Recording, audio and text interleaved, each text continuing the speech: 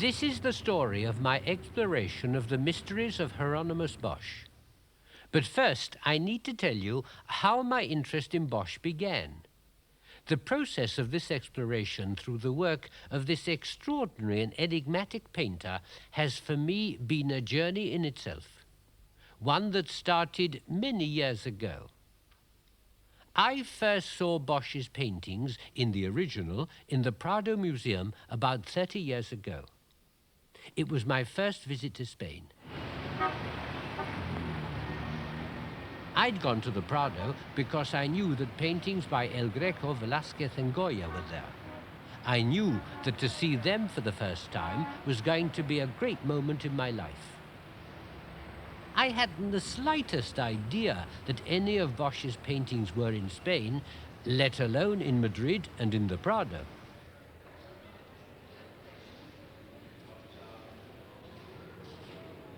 Then one day, I shall never forget it.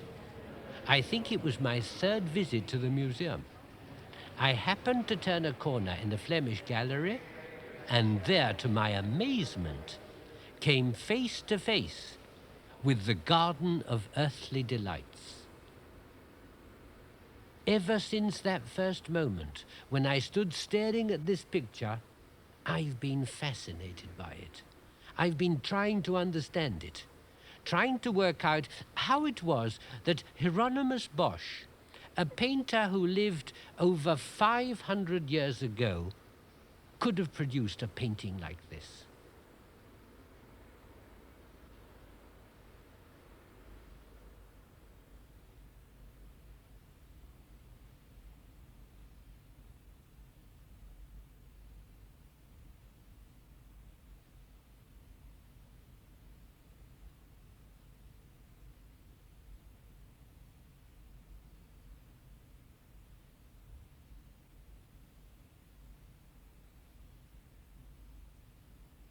What I wanted to know was going on in these pictures.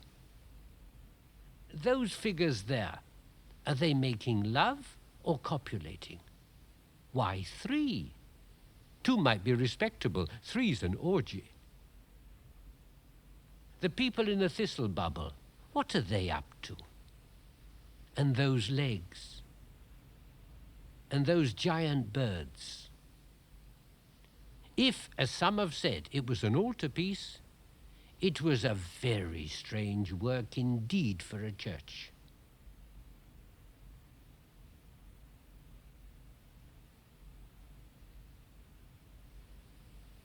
I wasn't a professional in the history of art, so naturally I went to look up Bosch in the standard books on painting.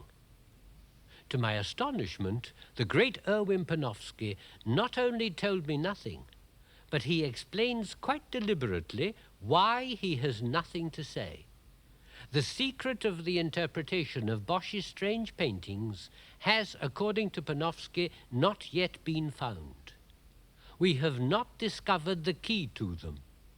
And Panofsky, with enviable intellectual restraint, says no more, except to quote a 16th century German scholar who gave up on quite a different intellectual problem with the words, "This too high for my wit, I prefer to omit." For a long time, my curiosity led me to pick up information and opinions from wherever I could. I was living in Spain and had ample opportunity to look at the Bosch paintings. More and more questions were piling up in my mind, but I was finding no answers. Then a couple of years ago, I got the chance to dig into the whole subject of Bosch. I decided to play the detective, to review the theories, new and old, and above all, to follow the evidence and clues that Bosch himself has left us in his paintings.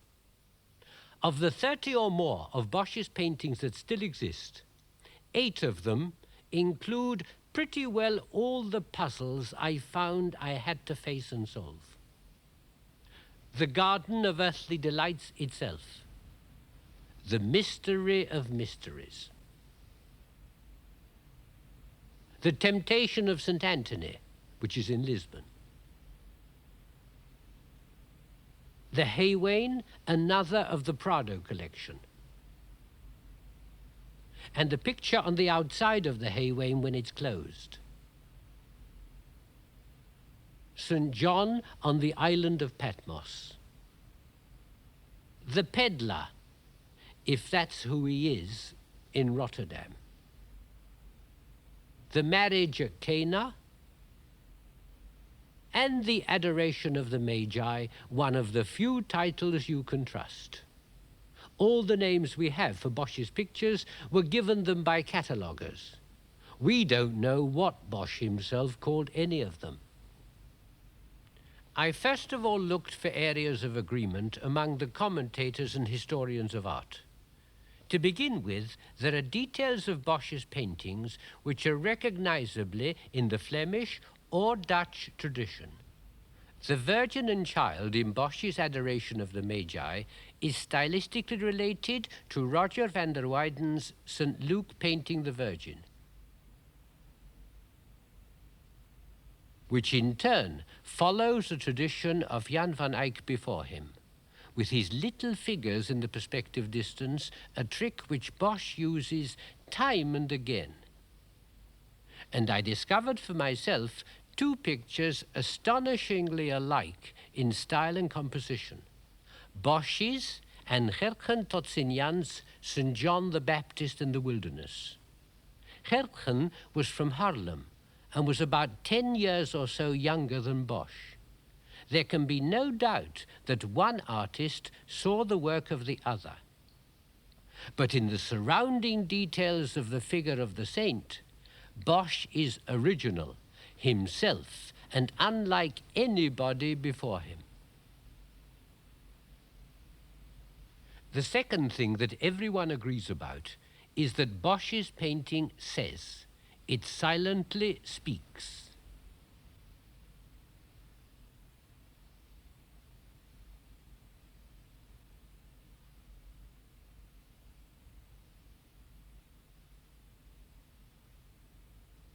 Beyond those two areas of agreement, there's nothing but argument and controversy. Nearly every commentator is convinced that he has the clue to the mysteries of Hieronymus Bosch. One theory, the most popular, is that he was a member of a secret sect which practiced forbidden rites and orgies, and that he painted these practices.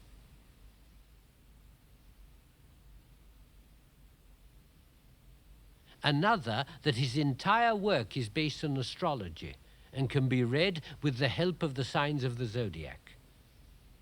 Another commentator says that every little scene he painted illustrates a Dutch saying or a Dutch proverb.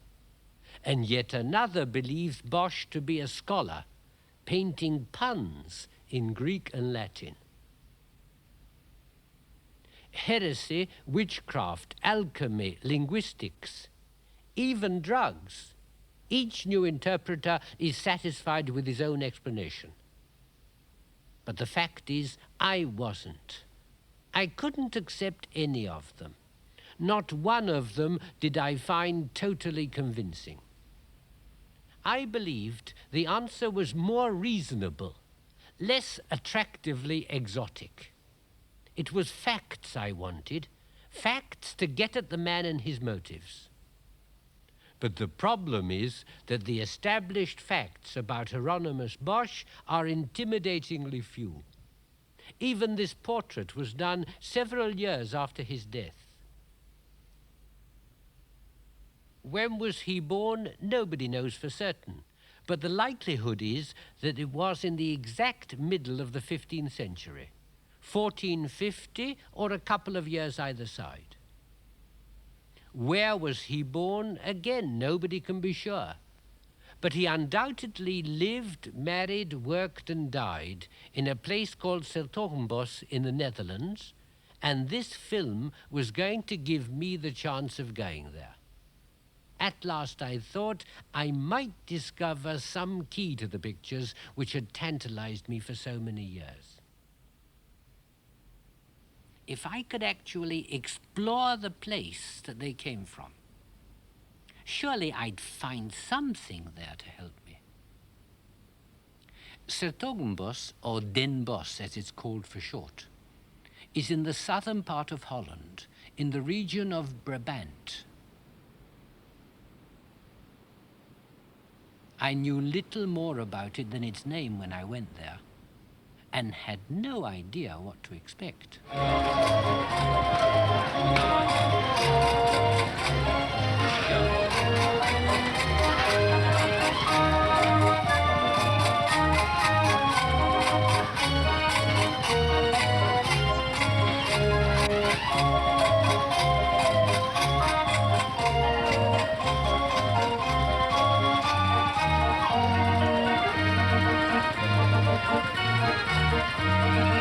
My first reaction was disappointment. I'm not sure what I'd imagined it would be like, but I wasn't expecting such a very ordinary, very commercial, very provincial little town. I couldn't for the life of me fit anybody as extraordinary as Bosch into a sleepy little place like this.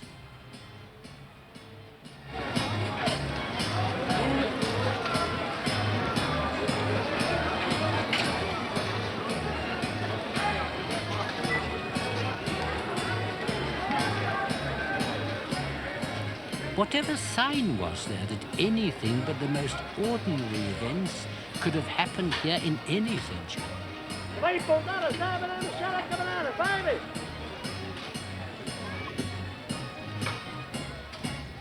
The one big occasion of the week is this market. The kind of market you know instinctively hasn't changed in hundreds of years. This one is normally held in the market square. But when I was there, because of road repairs, it was taking place under the walls of the cathedral. It was this great mass of St. John's Cathedral that gave me my first hope. It was the very same church as was being built in Bosch's day.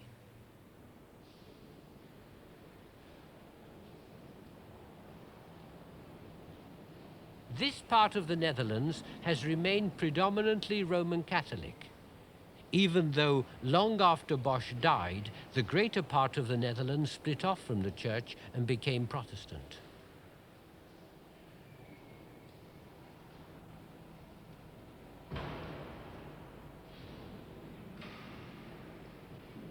The Virgin that is worshipped daily by the townfolk to this very day is the same one that Bosch knew.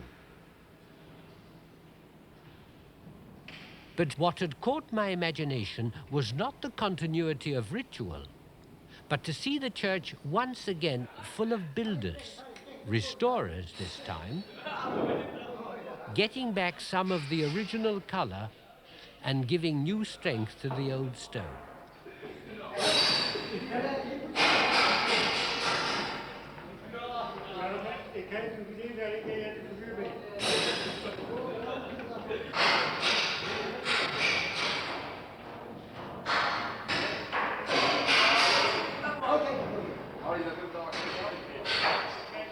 This, I told myself, is a scene that Bosch himself would have witnessed. Not only that, it reminded me that Bosch was a craftsman just like any other in this backwoods of the Middle Ages. He was no famous painter like Rembrandt or Bruegel, who came after him. If he had been, records would exist, and we'd know a great deal more about him than we do.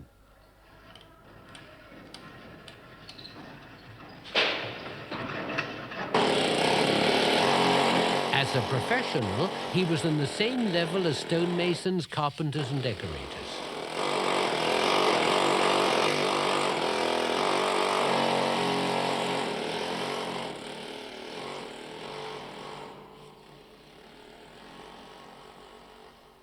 These were his contemporaries, craftsmen who carved their own images into the work they were doing for the fine new church they were building.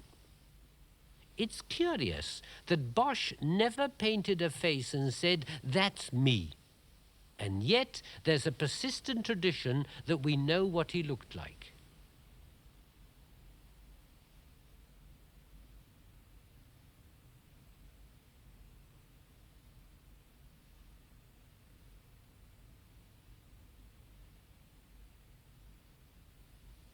If you'd seen people going through the streets, you'd have recognised their jobs in Bosch's day.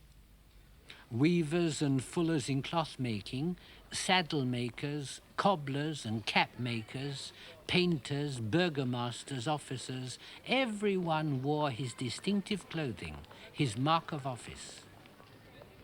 Even beggars and street entertainers wore their badges.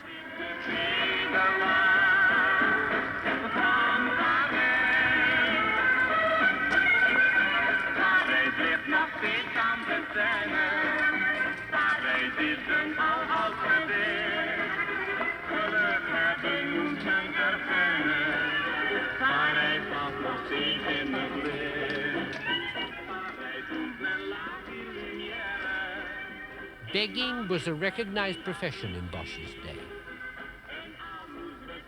The deformed, the maimed, the crippled were part of the everyday scene in any town throughout these centuries.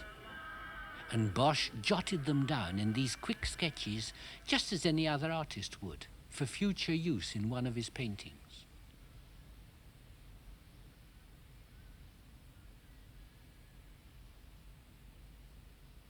Whatever Bosch's pictures may be about, they depict the life of his contemporaries as one of imminent calamity and misery.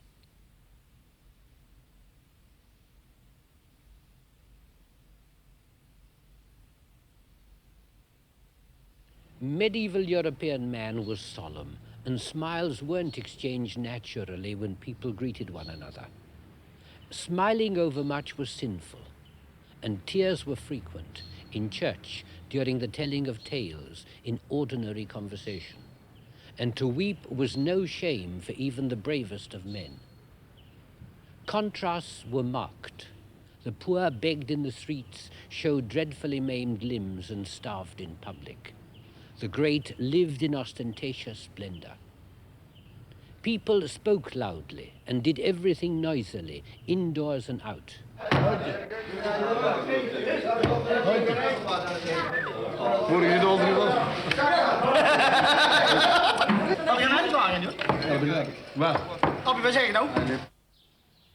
But by night, all was silent. The streets deserted except for the homeless and the evil. Houses darkened and still. Calamity was bewailed aloud. A cry in the night was murder. A light in the night was arrest.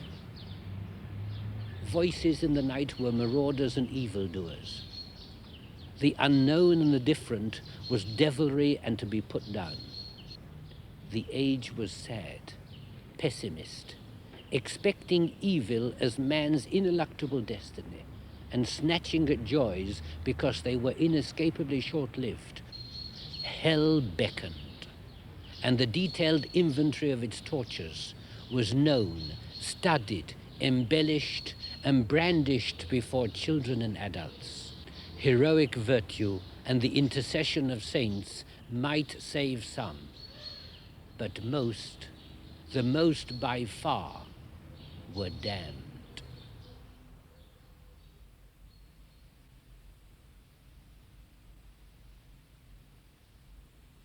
It was real fire that Bosch painted when he wanted to create an image of hell. Fires that he'd seen with his own eyes.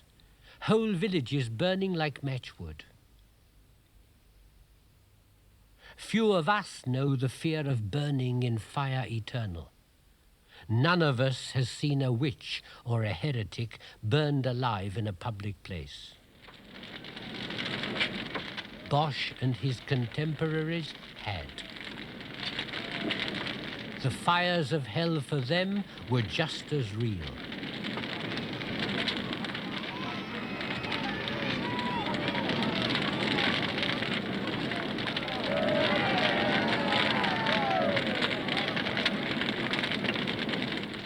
With details like this, how can we not believe he'd seen the blast furnaces burning through the night, the revolutionary new iron-smelting technique near the city of Liège would have been the talk of any town. Liège, the diocesan centre for his own church of St. John. Now that I was in Den Bosch, I felt more and more convinced that certain things that we find so extraordinary in many of Bosch's paintings were in fact taken from the experiences of his daily life. It was for this reason that I was particularly interested to see a painting showing exactly what the town was like in Bosch's day. Now, this is a painting which is approximately in the time of Bosch, you say, but we call him Jeroen Bosch. Approximately, it is dated about 1530. Pieter Hermersdorff, a specialist in the restoration of medieval Flemish paintings, was working on it when I was there. It was painted on wood panel like any of Bosch's paintings. And like Bosch, the artist had used transparent glosses, which was the new Flemish technique of that time. The subject is everyday subject. The wool market in Bosch, Den Bosch, where Jeroen Bosch lived. And the form of it is almost the same as it is nowadays. The market is still there. The fountain will be re-erected. The well underneath it, it has been proved, is still there. For a great part, it is historically true. This, then, is the market that Bosch knew. He would have walked through it to get to his house in this very same square. He ate food that was bought here, and wore clothes that came from here, and knew houses that stood here. To find out more about the rest of the town that related to Bosch's day, to see what clues might be there, I met Father Gerlach, a Franciscan friar of great reputation among students of Bosch's paintings. In the time of Jeroen Bosch, it was the church. It was not a cathedral. No, it was the beginning of the church of St. John's. And the church was volended. Ended? Yes. Finished. Father Gerlach has lived for years in Den Bosch and verified every building that existed in Bosch's day. With him and another medievalist, Father Servus, we wandered through the alleys of the old city and traced the boundaries of the old town. I asked him about the two schools of the Fraternity of the Common Life that were once there, at one of which the great Erasmus studied. I wasn't aware then what a vital clue the existence of the Common Life Fraternity was to prove for me. But on the other side is the house Where he had his workshop. Voor de workshop. En weet je waar hij was met zijn vrouw? Where he lived, yes. Waar hij getrouwd is geweest en waar hij ook gestorven is, hoe is died. And where he died, In this house. in the other house.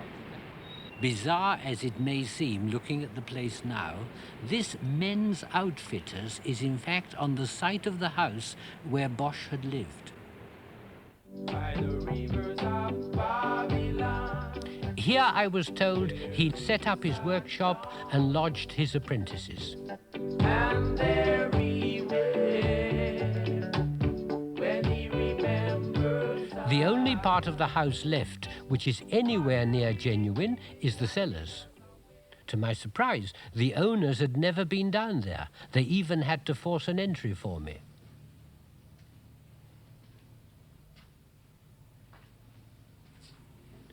Dry as a bone and cool.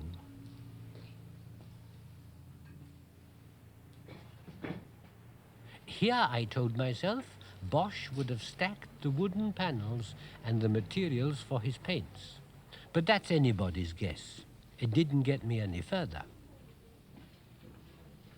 The cellar steps led out onto the street. I had to circumvent iron bars and the dirt of ages to get up them. I was back where I began, in the market square.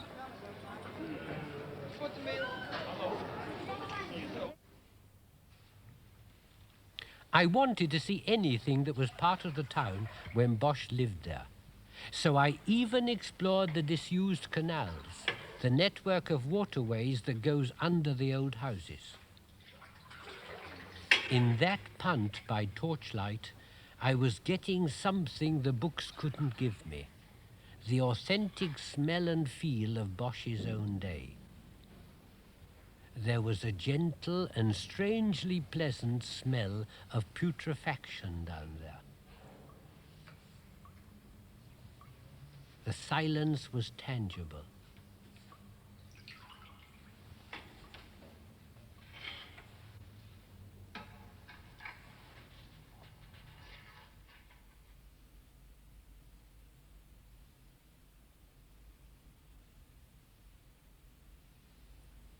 My imagination was taking me into the dream world of Bosch's fantasy. I had to pull myself together and get back to real fact. Start with his name. His real name was Jeroen or Joon van Aken, and his first name was often given in the Latin form of Hieronymus or Hieronymus. He used the signature of Hieronymus Bosch, taking as his surname the substantive part of the name of his city. It didn't surprise me to find that even in this sleepy little town, as I'd called it, records went back many hundreds of years. They have a rich library of documents. In them, there are references to his grandfather Jan, who was a painter, and to his father and uncles who were painters, and to his brothers who were also painters. We know that when he was about 30 or so, he married a woman of good family called Aleid van Merwene. We know too that because of whom he married, he became a landowner. Here's an item in the land registry referring to his newly come by possessions. It says, Juffrouw Aleid van den Merwene, that's his wife, with Hieronymus van Aken, her husband, registers in the parish of Oirerscot 1 house, 1 other dwelling, 1 hectare of land, another 4 hectares, and a further measure of 2.5 hectares. She, because of the distinction of her family, had been made a member of the Brotherhood of the Virgin when she was very young. Now he, because of his marriage, was also inducted into the same brotherhood. This one brotherhood, the popular name for the Brotherhood of the Virgin, still exists and has its own building on the same site in the town as the one in Bosch's day. It still remains a society of pious laymen, a distinguished body of merchant patricians whose charter dates back from 1318, though they'd been founded quite a time previously.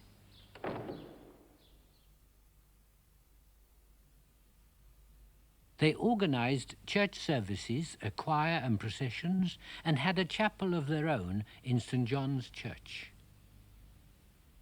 Their banquets were great occasions, and Hieronymus Bosch, after rising to the dignity of a notable among them, presided over their banquets, or, as they said, spread the cloth, at least twice in his own house.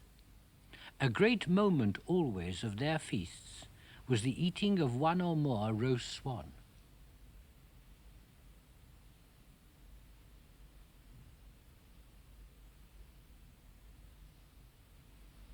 This is when he joined. Yes, the son of Antonius, Hieronymus. £10 To join. to join. That's his membership fee. His membership, yes. An Yeah. older script. Yunen, it's a sort of Lucas van Dijk, archivist. little name. Yes, a nickname, or a shortened yes. version of his Jun. name. Jun den Maalder, Pan. Yes, we would Painter. translate that literally as Jerry the painter. Jerry. See, from his name anyway, Jeroen, the painter. And what more does it say? Well, Lucas van Dijk produced for me an old membership book, out of which came a curious circumstance about Hieronymus Bosch. A blank coat of arms. the window. Here you see all the shields of the members. That is very curious. Jeroen Bosch, It's empty here. No coat of arms. No coat of arms, not at all. A shield and no coat of arms. No. Is he the only one? He's not the only one. It's possible that the author, the copyist, Yes. did not know the arms of Bosch. Ah, you think he it's may not, have it's had not arms? proving that he had no arms. Interesting. It's a manuscript from 1460. There was also a reference to the fact that when Bosch became a member of the Swan Brotherhood, his head was shaved to give him the tonsure, and he adopted the sort of semi-clerical clothes they all wore. So I'd learned there were two sides to the membership of this club, this brotherhood. One was the religious and charitable activities they were all known for. And two, the social standing you got by being accepted as a member. And that meant, then as now, to say the least of it, being rather wealthy. Bosch took part in the activities of this brotherhood, but at the same time must have engaged like any other farmer in arguing and bargaining in the marketplace and trying to make money.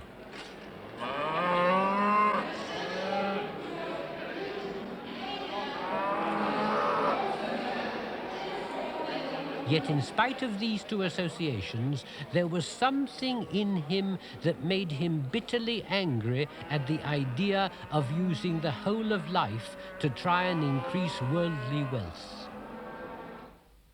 He's saying so in this painting, The Haywain. It's a clearly satirical picture in which he shows the whole world, from Pope to Emperor to merchants and priests, the common people, everybody chasing after hay. And hay, in biblical and country proverbs, means the vanity and emptiness of money, wealth. People hoard it. People swindle for it. People kill for it. The great of the world just go along with it and take it for granted as their due. And on top of it all, the arts and the muses. They are no better than any of the others. It's unquestionably a personal protest Bosch is making in this painting. At the back of my mind was an idea. A memory that Erasmus, in his satirical little book Praise of Folly, takes up exactly this attitude towards wealth, satirizing people for devoting their lives to chasing after riches. I knew that Erasmus had been influenced by the teachings of the Common Life Fraternity, the same fraternity that I talked about with Father Gerlach. Erasmus was more than influenced. In fact, his mind had been formed by them. The city of Den Bosch was known for years, even well after Bosch's death, for its religiosity. 1 out of every 6 men in the town was in holy orders of one sort or another. It was that fraternity that set the tone of sincere devotion among high and low, and made that city different from many others. Their aims and purposes by our standards were good, decent Christian ideals. They taught an inner piety and frequent reading of the Bible. And incidentally, were against beating children in school. But the one I found amazing, the one that jumped out at me, was their fundamental and virulent dislike of polyphonic music, of counterpoint, the fashionable, over-elaborate church music of Bosch's day, which was beginning to replace the simple human voice of plainsong. For them, it led to sin, the work of the devil. I knew I'd seen this in one of Bosch's paintings. If I was right, this fantastic musical section in the hell panel of the Garden of Earthly Delights is Bosch telling us that polyphonic music in church is a sin and a heresy, and that those who perpetrate it and enjoy it will suffer in hell forever.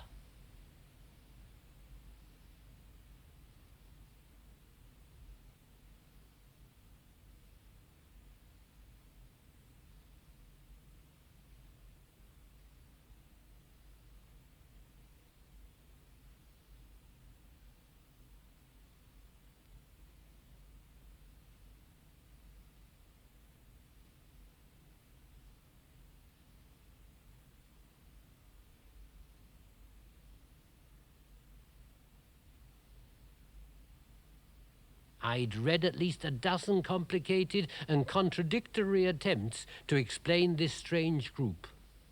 To me, now it appeared straightforward. Bosch is here preaching, using paint to preach the common life teachings. What I had to do now was to test other aims of the common life fraternity against other details in his paintings. If the aims of the common life fraternity fit his pictures, my hypothesis is proved. If I'm right, then this is the evil of drink. His legs are rotten trees standing unsteadily in boats on water. He's the eternal drunk. His body, a rotten egg, is nothing but a dreary tavern.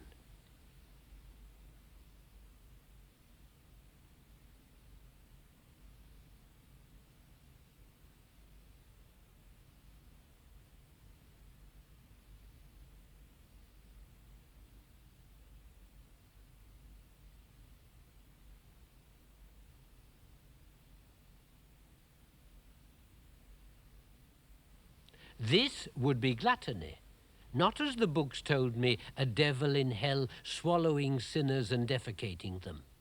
The sin of greed or gluttony wears a cooking pot on his head. His body is the color and pattern of a common ceramic cooking stove. His hands are the two-pronged fork of the period. His feet are stuck in kitchen jugs, and he sits on a cucking or shitting stool. A glutton is eaten up by his own sin, wastes his money on it, Bosch is saying, and it all ends in vomit. The waste of time and life involved in gaming, yet another diversion from the search for salvation. The inevitable accompaniment? Girls' lust. I now believed I was on the right track. If I was right, Hieronymus Bosch was a fierce and pious Christian, a follower of the teachings of the common life, the fraternity which had taught him as a boy, the fraternity which was to teach Erasmus 20 years later in one of the very same schools of Den Bosch, the fraternity whose seminal figure, St. Thomas à Kempis, has left us that beautiful, pleading little book of advice, The Imitation of Christ. Erasmus the scholar, St. Thomas à Kempis the gentle mystic, and a simpler, less intellectual man, Hieronymus Bosch, the painter of Den Bosch, were after the same thing. Bosch was in his painting, and I don't doubt in his life, pleading, threatening, cajoling for a return to the faith of the true church. His Gothic, like that of the church he watched going up and prayed in, was still pure and white.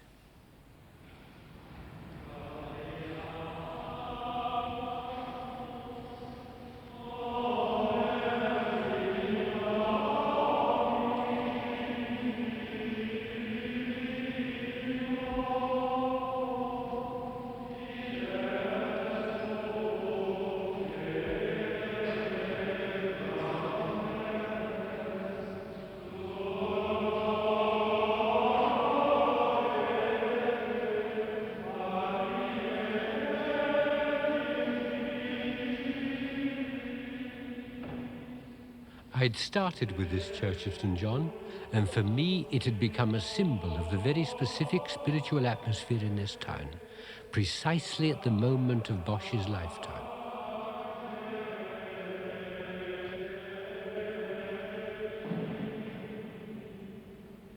The people who prayed and worshipped daily here were instilled with the rhythms, the intonations, the words of the Latin Bible.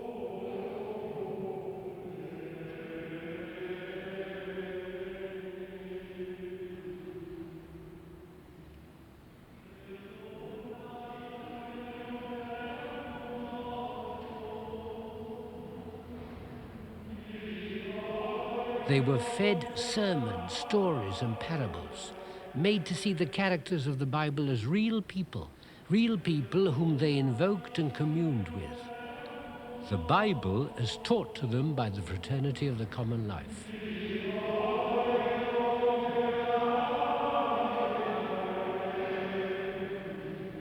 I left Den Bosch with a conviction that the fraternity's insistence on the Bible was the main key to Bosch's paintings.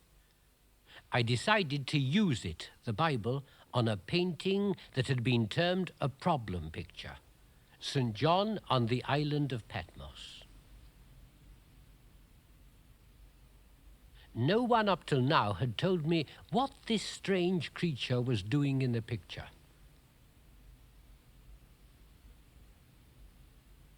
What I found in the Bible fits almost word for word, allowing for the creative license of a man like Bosch. I, John, was in the isle that is called Patmos, and the shapes of the locusts were like unto horses prepared to battle. Not quite. Bosch has invented one little man type, and he has to do for all the locusts. And on their heads were, as it were, crowns of gold. That's the fireball thing on top of the helmet. And their faces were as the faces of men, and they had hair as the hair of women, and their teeth were as the teeth of lions. No teeth and no hair, and that face looks like the artist to me. And they had breastplates, as it were, breastplates of iron, yes indeed. And the sound of their wings was as the sound of chariots of many horses running to battle. And they had tails like unto scorpions, and there were stings in their tails, and their power was to hurt men 5 months.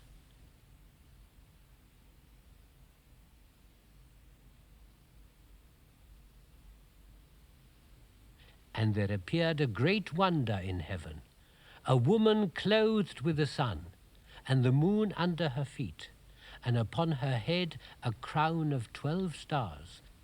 And there they are. I never noticed that moon until I read those words. It's important to remember that all the names we know for Bosch's pictures are invented by others. Nobody knows what Bosch called any of his paintings. This one has had several titles: The Vagabond, The Peddler, Mankind, The Prodigal Son, and even the so-called Prodigal Son. I don't believe any of them. I see it as the Good Samaritan. There's the man bound to a tree and being robbed. There's the Levite turning aside. And there's the Good Samaritan, about to turn round and give up his journey to save the man.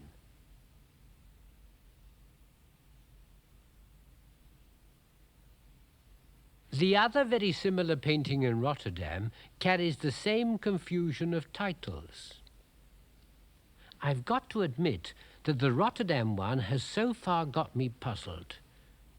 Everything seems to concentrate on a tavern brothel in the background, somebody trying to seduce a woman, a man pissing against the wall, a woman looking out of a window straight at us or at the central figure, the whole house falling to pieces. The man in the center I find very difficult to explain. There's a sort of double symbolism about him. 2 hats of different kinds. Why? I don't know. Why 1 shoe, 1 slipper? I've no idea, and no one else has provided a complete explanation I can accept. But one thing I'm sure of in this painting is that Bosch used his own face for the man, the face that appears in so many of his paintings. That nose is unmistakable. Proof or no proof, I'm satisfied that's our man. All this time, I'd been trying to build up for myself a picture of a real man, not just a name, a man who'd lived in a specific place at a specific time. It's an impossible thing to do, bridge 500 years. But I felt I had to try to understand the man's character through the paintings that were left to us. And I see him as a man of many angers. He's furious at the gullibility of the people around him. Materiaal verwerken wat u maar wilt. Nou begin een stukje merbouw, de meesten van u kennen dat wel. U mag dat ook zelfs tegen de draad verwerken. Hoewel dat natuurlijk niet de bedoeling is, maar het is ook gelijktijdig een fantastisch schuurbord. Komt u wat dichterbij, als u wilt, ik bijt niet door. En de meesten van u, die kennen dacht ik de naam David wel. U heeft een kwaliteitsproduct waar u altijd fabrieksgarantie op heeft. Ik geef u ook volledig naam en adres erbij. Hier heeft u inzittende vlakschaaf, met aanslagers als spanningsschaaf, schuurzooltjes erbij, 2 beteltjes, 6 strookjes schuurpapier. Kost normaal 24,90. Ik verkoop hem compleet voor 22 gulden. De reservebetel, zodat u net vroeg, die kunt u in doe het zelf. Any tub thumper, any quack, he's saying in this picture, is able to deceive us. A trickster in any street at any time. It's called the conjurer.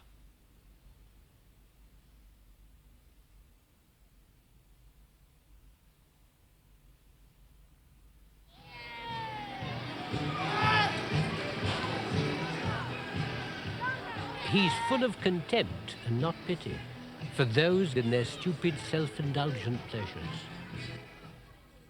The Ship of Fools. It's an old and well-worked theme. All sinners are going to hell, those dressed as monks and nuns as well as ordinary people.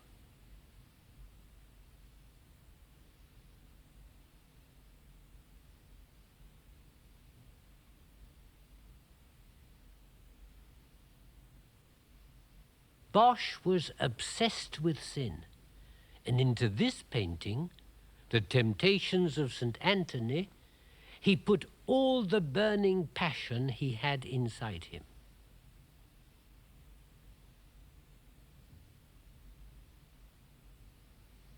Here is the great fight against evil. The good man who stands up and defeats temptation, sin, the devil himself. Bosch painted the theme of St. Anthony and his brave fight again and again. Most of the paintings are lost. Anthony was his father's name. The family worshipped at the chapel of St. Anthony in Den Bosch. Bosch identified with St. Anthony. He uses the story of St. Anthony, his temptations and his struggle against them. St. Anthony carried up into the sky by devils before they fling him down to earth. His friends carrying him back to his cave or to the coffin in which he lived. The saint surrounded by temptations. The devil queen who tried to seduce him. But the real purpose of the triptych is the denunciation of sin, the sin waiting everywhere to trap mankind, the sin which is blasphemy, bewitchery, the devil's doing. Psychology, psychoanalysis, says that nobody could be like Bosch, so obsessed by sin, so obsessed by images of sex, so obsessed by evil, witchcraft and sorcery, and not have it himself deep in him. Of course he had, and he knew it. The very fact that he returns to the same great themes, sin and repentance, again and again and again, proves his obsession with what he considers his own miserable spiritual condition. He was a man of his times. For all of them, the devil was alive and lurked round every corner. The belief in witchcraft was a fearful commonplace. A blasphemous representation of the flight into Egypt, with Mary mounted on a giant rat and stuffed into the hollow of a dead tree.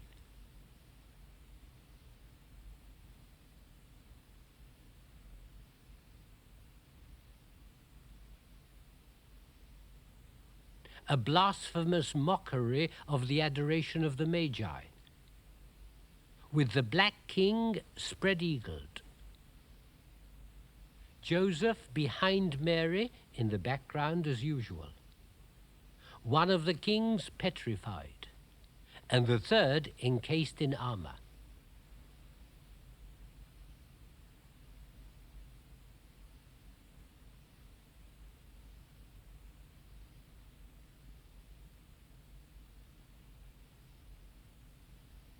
In the air, witches cavort.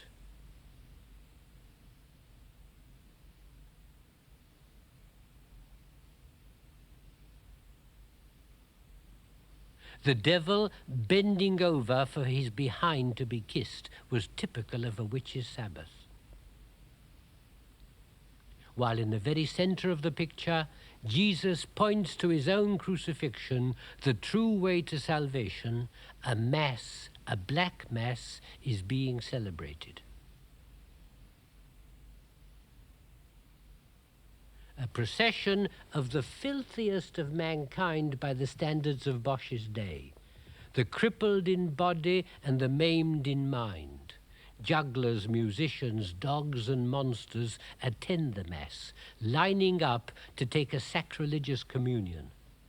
A false priest conducts the false Mass. In the Roman Mass, the priest gives the people the wafer but never the wine. In this one, he gives the wine, and she who is the spirit of evil is taking up the wafer. The black acolyte elevates a symbol of sacrilege, where in the true Mass would be the crucifix. The images of corruption and wickedness are innumerable.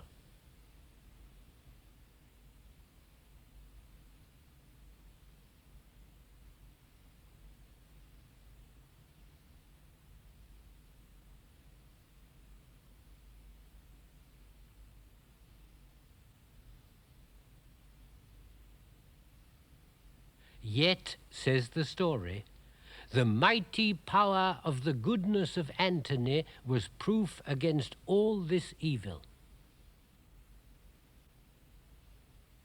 In Hieronymus Bosch's list of the great, the greatest. Super Antony indeed.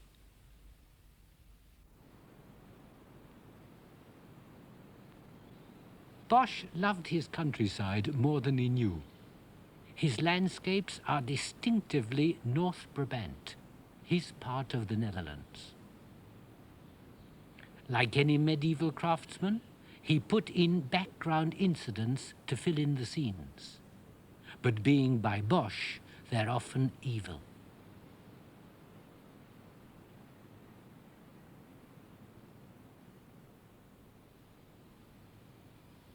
He put in complete little vignettes, as though spying on people from far away. In the open-air museum of medieval buildings at Bosch in Belgium, which is also part of the Brabant region, I've seen buildings which could have come straight out of a Bosch picture.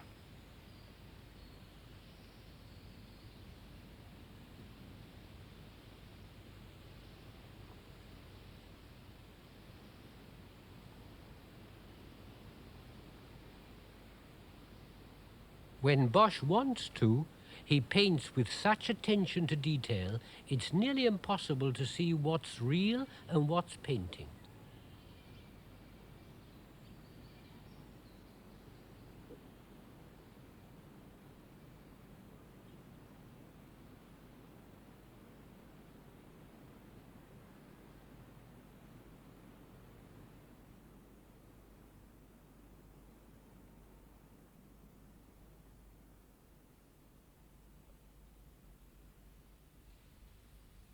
But even a familiar subject like the Adoration, painted by Bosch, has more in it than a first glance can take in or understand.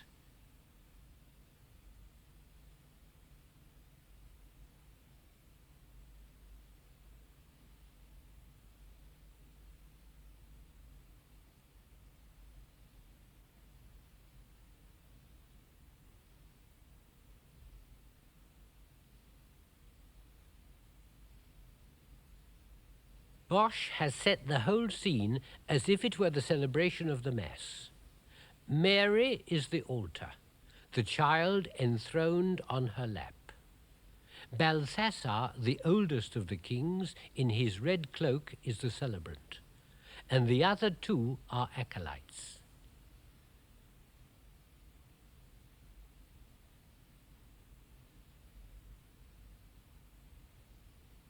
Caspar must be one of the finest figures Bosch ever painted.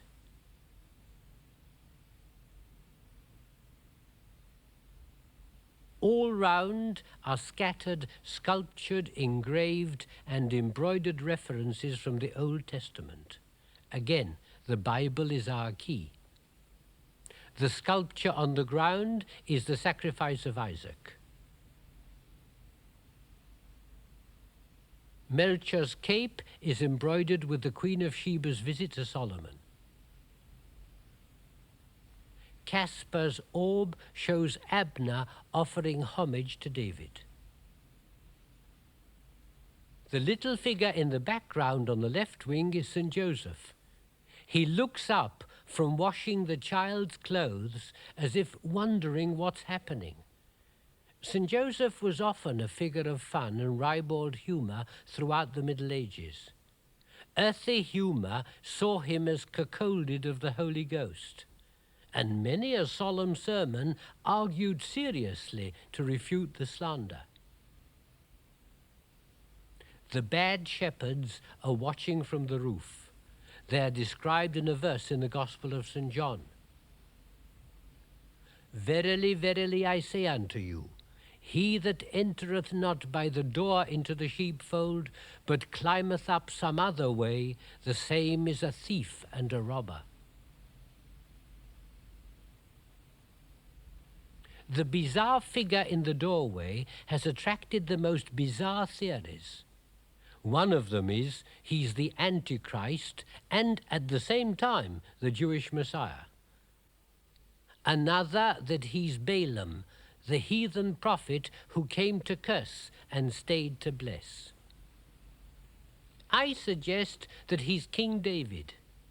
He's nearly naked and draped in a red robe. When David danced in exaltation before the ark of the Lord, the second book of Samuel says, uncovering himself as one of the vulgar fellows shamelessly uncovers himself.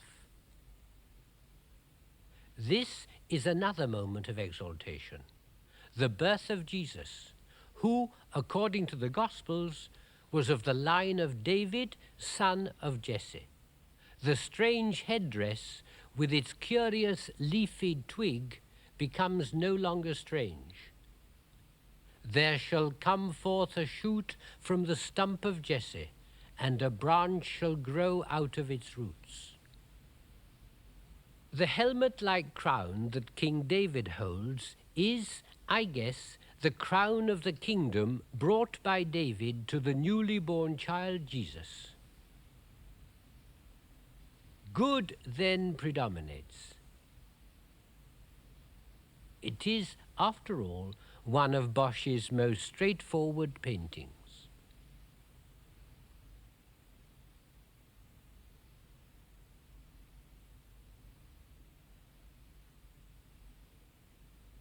This picture, called The Marriage at Cana, is a much tougher one to interpret. Nobody offers a complete explanation. It's a puzzle picture. The kernel of the Cana story is there. There are the jars being filled with the miracle water turned to wine.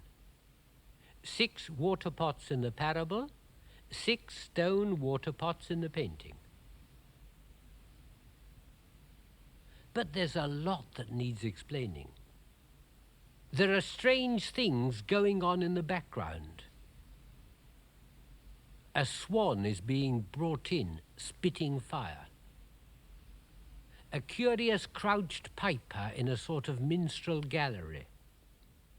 A man gesticulating in the background. The guests are in outdoor clothing. There's a curious little robed figure offering a chalice of wine right in the middle. I think it's 3 separate meals, 3 Bible incidents. The marriage of Cana, that we know. For the outdoor clothes of the guests, I went to Jesus' parable about the king who had a wedding dinner but no guests. He sent his servants out and made them bring in from the street anybody who was there, both good and bad, says Jesus. And the third incident is the tax gatherer who was so short that he climbed up a tree to see Jesus, and in reward, Jesus promised to come round to his house.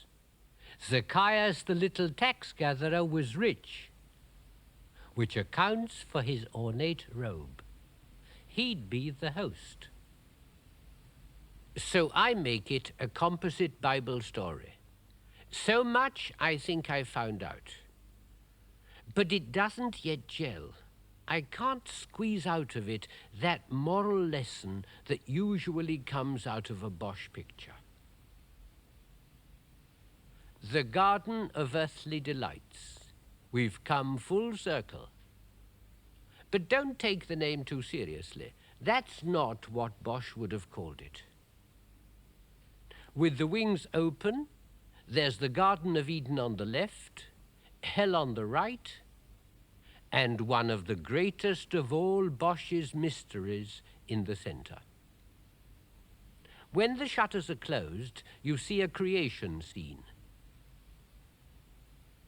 In the top left-hand corner is God looking at a book, and below him, the new made world. The world is a book written by the finger of God. The book held by God, in my opinion, refers to St. John's creation. In the beginning was the Word, and the Word was with God, and the Word was God. All things were made by him, and without him was made nothing that was made. On the top of the outer wings, Bosch puts in Latin a verse, which in the Vulgate version of the Bible he knew occurs in identical form in two separate psalms. For he spoke, and they were made. He commanded, and they were created. It seems to me to be only common sense to take the hint and go to both Psalms to see if any other part of them is represented anywhere in this series of paintings. And listen to what you find when you look. By the word of the Lord the heavens were established, and all the power of them by the Spirit of his mouth, gathering together the waters of the sea as in a vessel, laying up the depths in storehouses. Gathering together the waters of the sea as in a vessel. Other translations say a flask, a bottle. Laying up the depths in storehouses. The fantastically shaped edifices on the skyline are no great mystery, even though most of the commentators find them hard to explain. They're the storehouses of God's wisdom. Why so exotic? Christopher Columbus came back from his first great expedition across the seas when Hieronymus Bosch was about 43 years old. I see them as Bosch's genius playing with the stories going the rounds about what those men had seen. The fantastic fountain at the very center of the Garden of Eden is really no mystery. In chapter 2 of the book of Genesis it says, "But there went up a mist from the earth and watered the whole face of the ground." The Vulgate, the only Bible that Bosch knew, instead of mist, has in Latin fons, fountain. And he naturally painted a fountain and not a mist. Bosch places the fountain on a rock encrusted with precious stones. And that I found in the book of Ezekiel. The sardius, the topaz and the jasper, the chrysolite and the onyx, the beryl, the sapphire, and the emerald. Even those little glass tubes are mentioned. Pipes prepared in the day thou wast created. That's how intimately Bosch follows the Bible. And equally closely, I believe, he follows the spiritual teachings of the fraternity in all his paintings. If I now try to look at the center panel of the picture commonly called the Garden of Earthly Delights, through the eyes of a follower of the doctrine of the common life fraternity at the turn of the 16th century, what do I see? Not necessarily the lewdness and the lechery and lust that jumps out at us in the 20th century. It's not nearly as simple as that. It's naked people acting out the varieties of human wickedness in symbolic terms. Of course they're naked. At the day of judgment we shall all be denuded of our draperies without our deceits and our hypocritical coverings. If you see mankind as it really is, you see mankind naked. And that's why all judgment paintings show men and women naked. The teaching of the Church Fathers was that at the last day of judgment, at the resurrection, we shall all come out of our graves in the prime of our lives. Most of us, that is, about 30 years old. And that's why there are no children in the painting.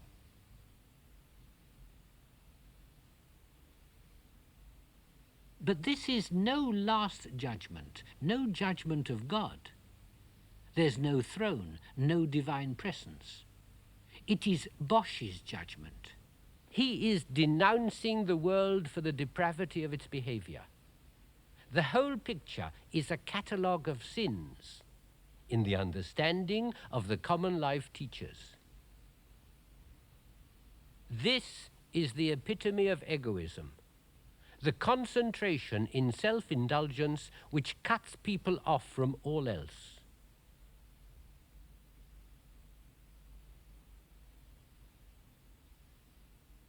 Birds are evil symbols, and Bosch uses them to attack the corrupt church with all its fine plumage, its indifference, its condoning of wickedness.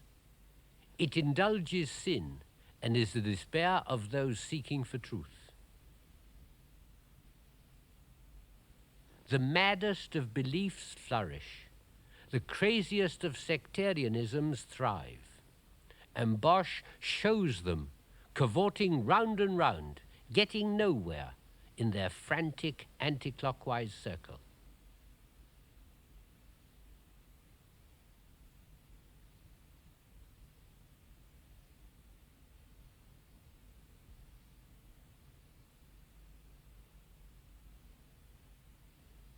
Bosch contrasts the two types of teaching.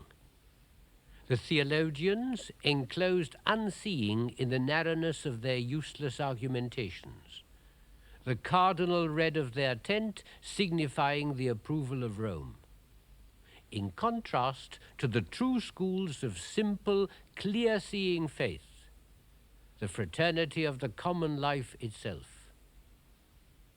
The teacher with the mendicant robe, the pupil staring out horrified at the sinful world.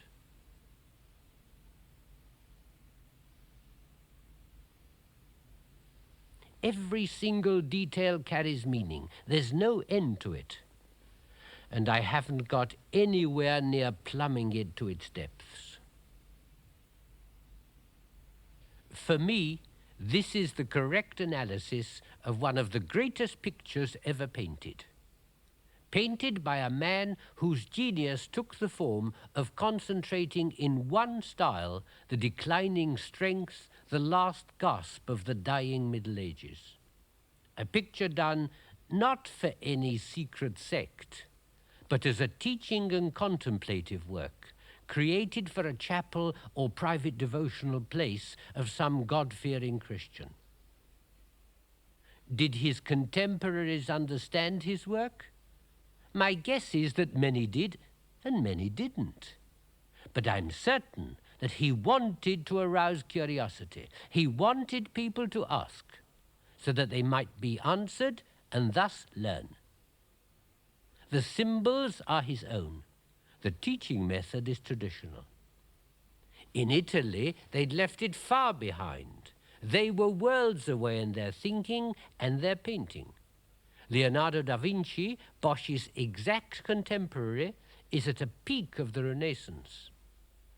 Bosch was not to know that after he was dead, his imitators used his style as caricature, and that his intensely sincere imagery would be called grotesquerie and devilry. The inevitable happened. His meaning, except where it was obvious and traditional, was forgotten. His new style was taken up quite brilliantly sometimes by other artists. A print seller with a shrewd eye for what would sell commissioned an artist by the name of Bruegel to do things for him in the new crazy Bosch style that people were ready to buy. Bruegel was drawing Bosch-like pictures for others to engrave 30 years after Bosch had died. Devilry and japes, they called them, and because of them, Bruegel got the nickname of Peter the Clown. Anyone who collected Bosch's paintings, like Philip II of Spain, was thought to have very weird taste indeed. Before long, Bosch was denigrated to a heretic, and worse, a bungler. A Spanish poet insults another as "you Bosch among poets, all devils and buttocks and asses." And then oblivion. Even Bosch the caricaturist was forgotten until almost our own century. And suddenly now, in a new age, with new tastes and a feverish eroticism, Hieronymus Bosch has become more known than in all the centuries. Digging deep down into himself for his images, he struck into the unconscious common to us all. He dredged up symbols and images which make sense today in Freudian and Jungian terms. Poor Bosch, such a good Orthodox Catholic, he wouldn't have liked it at all.